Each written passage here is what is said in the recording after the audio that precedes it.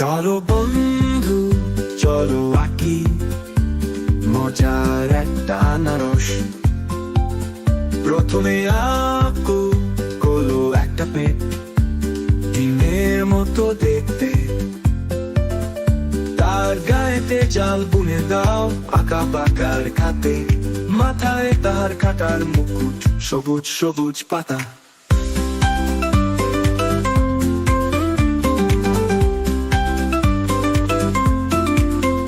কাটা হবে হলুদ সোনালি, ভরে যাবে খাতা। বাইরে কাটা ভেতরে রস, খেতে কি যে মিষ্টি।